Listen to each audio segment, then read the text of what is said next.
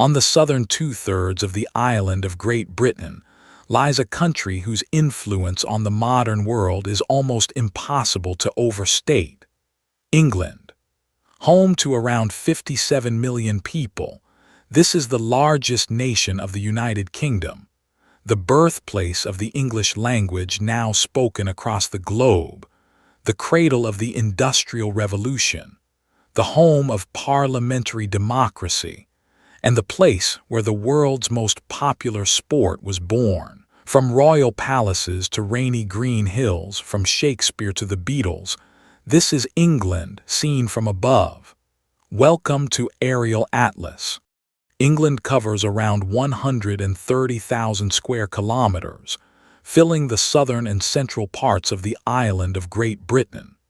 To the north lies Scotland, and to the west, across its own border, sits Wales.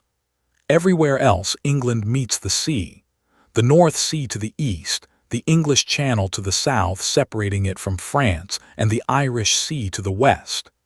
It is a land of gentle, rolling green countryside, of hedgerows and ancient fields, of the rugged Pennine Hills, the lakes and fells of the north, and the famous white chalk cliffs of Dover. At its heart stands one of the great cities of the world, London, the capital. Straddling the River Thames, this is a vast, global megacity of around 9 million people, a leading center of finance, culture, and power. Here rise the instantly recognizable landmarks: the clock tower of Big Ben beside the Houses of Parliament, the medieval Tower of London, the elegant Tower Bridge, and Buckingham Palace, home of the monarch. Beneath it all runs the Underground, the Tube, the oldest subway system anywhere on Earth. England is a land steeped in more than 1,000 years of royal history. Its monarchy is one of the oldest continuous institutions in the world. In Westminster Abbey, kings and queens have been crowned for nearly a millennium, and the line continues today with King Charles III. This is the country that, back in 1215, produced the Magna Carta, the great charter that first set down the radical idea that even a king must obey the law, planting a seed that would grow into modern democracy itself. From this single island, England once ruled the largest empire in human history. At its height, the British Empire covered roughly a quarter of the entire planet, so vast it was said the sun never set upon it. That era brought immense power and wealth, but also conquest, slavery, and deep injustice. Yet its legacy endures everywhere. In the English language, now the closest thing the world has to a common tongue, in parliaments and legal systems, and in the sprawling global family of the Commonwealth. England was also the birthplace of something that reshaped all human life: the Industrial Revolution. In the 1700s and 1800s, in the mills and factories of cities like Manchester, Birmingham, and Leeds, steam power, machinery, and the railway were unleashed upon the world. Coal and iron transformed a green farming nation into the workshop of the world. The great northern cities boomed, and from the docks of Liverpool, goods and people sailed out to every corner of the globe. Few nations have given the world more culture. This is the land of William Shakespeare, widely regarded as the greatest writer in the English language, born in Stratford-upon-Avon. It produced Dickens, Austen, and the Brontes. And in the 20th century, England launched a musical revolution. The Beatles from Liverpool, the Rolling Stones, and a British invasion that conquered the airwaves.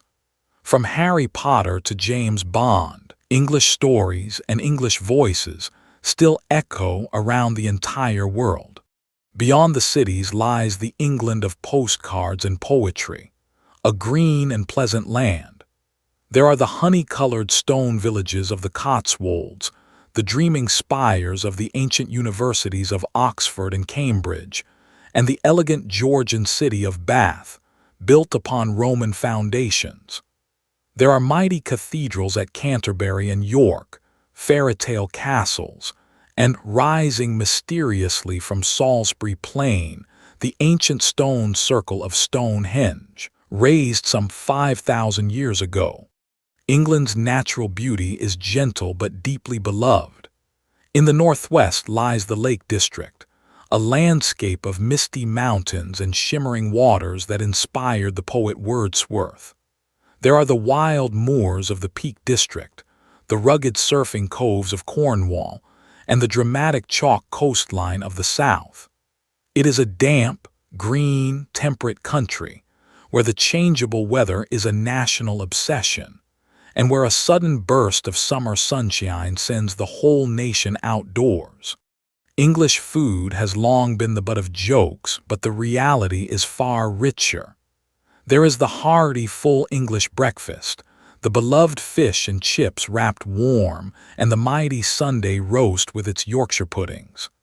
There is the gentle ritual of afternoon tea, with scones and clotted cream. At the center of social life sits the pub, the local public house, pouring real ale and good cheer. And so woven into the nation is curry that chicken tikka masala is often called a national dish. Modern England is a diverse, multicultural nation, its cities home to communities from every continent, a living legacy of its global past. It is also one of the great sporting nations of the world, having given humanity an astonishing number of its games. Cricket, rugby, tennis crowned each summer at Wimbledon, along with modern boxing, golf's great championships, and so much more.